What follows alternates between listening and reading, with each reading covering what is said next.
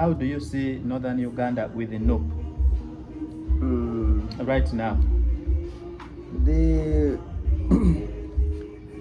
the masses and crowds, yes, in northern Uganda and other parts of Uganda, and the euphoria, the ecstasy, and the masses and the vigor behind NUP and Bobby Wine is definitely a positive energy.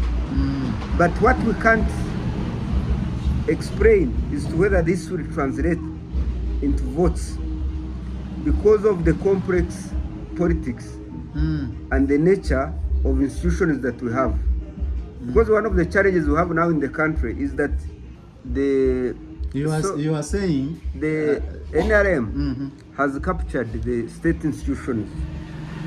So because of the institutions that we have, Electoral Commission, police, and other bodies, at times operate as if they are part of the agents of the NRM party instead of being state institutions.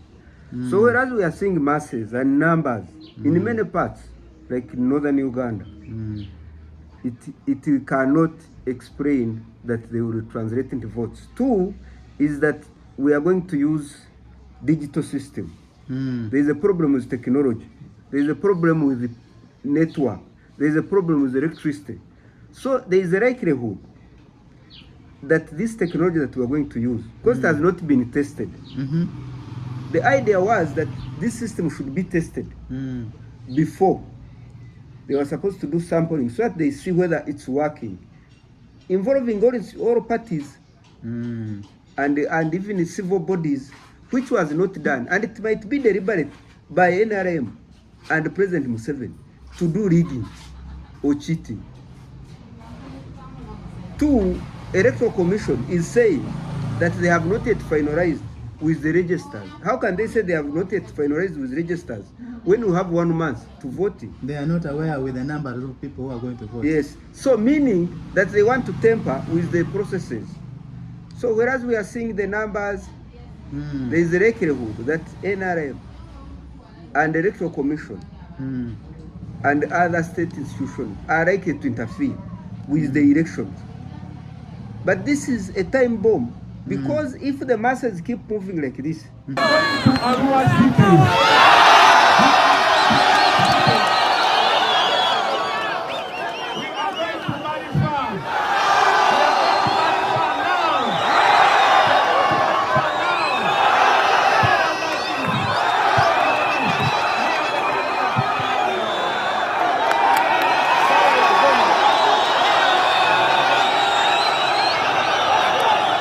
and eventually they tell them that you only have 10%.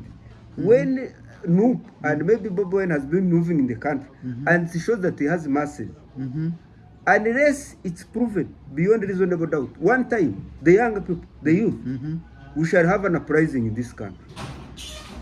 Because the people believe that for them they are supporting their candidate. So unless the state institutions prove that this one has got 5% or 20%, this is what he got. But if they just move in the masses and eventually they tell them that you only have 5%, eventually people will raise up. In the future, we're likely to have a war, unless the state institution, especially Electoral Commission. And if we had a serious parliament, parliament should push Electoral Commission to do their things on time. We should have a tested register. The technology that we are going to use should be tested before, and all parties agree to it. So that we are sure, because like in Kenya, the system worked.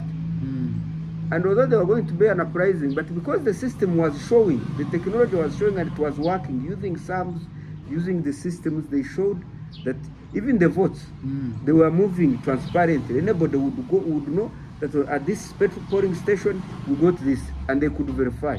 Even the civil bodies would verify. But if police interferes with the voting, and the Electoral Commission, it is a time bomb. It's very bad for this country. If by any chance Museveni, who has ruled for 40 years, who should have retired very long ago, and eventually what the young people will think is that they have stolen Bobby Wine's victor again. Of course. Which will in the future bring problems.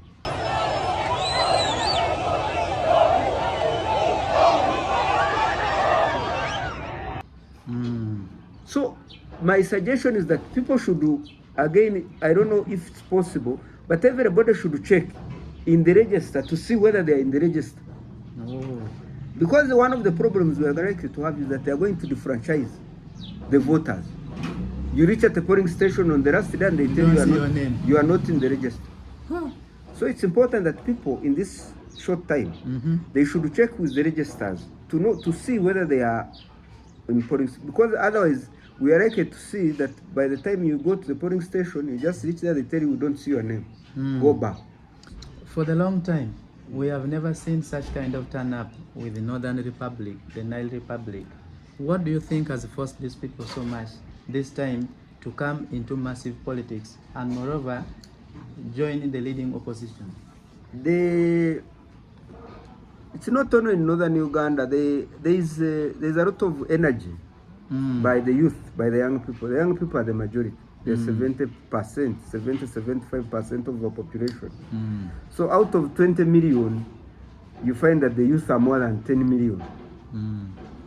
So they are the majority, and they have energy, and they want change.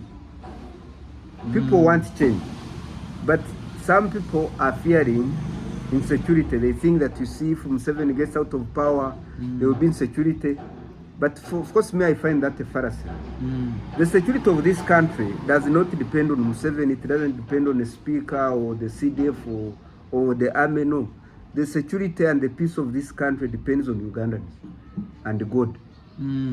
So this notion that if Museveni goes, there will be insecurity. No, it's up to Ugandans to decide the kind of leadership they want and the kind of country we want. So I'm happy that young people have picked interest in leadership and politics. Now the challenge, like I said, is whether these masses we are seeing will turn into votes. Automatically, they have shown interest. So in northern Uganda, there's a lot of poverty. Like in eastern Uganda, people are frustrated. Government programs are not working. People want change. But as to whether this change can be achieved with the kind of NRM politics that has fused the state institutions with the party is another, because they claim that they have 20 on their register, that they have 20 million voters. Then you wonder, how can they have 20 million when the voters in the whole country are 20 million? Is every voter in NRM?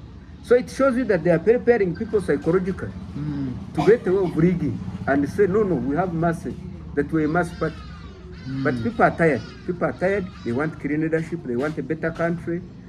I am happy that the youth have picked interest. Everybody should cross-check with the registers to see whether they're in the register, because they're likely to defranchise people. Two is that civil bodies and NGOs and international community should push government and the electoral commission to make sure that they test this system, because there is a likelihood. Because now, in most half of the country doesn't have power. The machines they are using, they have not been tested. Will this technology work? When the results are supposed to be relieved in one day, there is likely to be a problem. And the moment there is credibility, or there are credibility problems with the electoral commission and the results, my fear is that the young people might attempt uprising, like in Kenya and Tanzania and what they are seeing in West Africa. So we pray that there will be peace. And we pray that when Museveni is defeated, whether by Bobi Wine, Chaguranyihu, or by PPF candidate General Mugisha Muntu of ANT, he should hand over power. This country belongs to 49 million Ugandans, Mr. President. It doesn't belong to you, it doesn't belong to NRM, it doesn't belong to your son or your party. This is our motherland. Uganda is a country of 49 million Ugandans. If you are defeated, you've made your contribution, hand over power peacefully. We want a peaceful country for God and my country.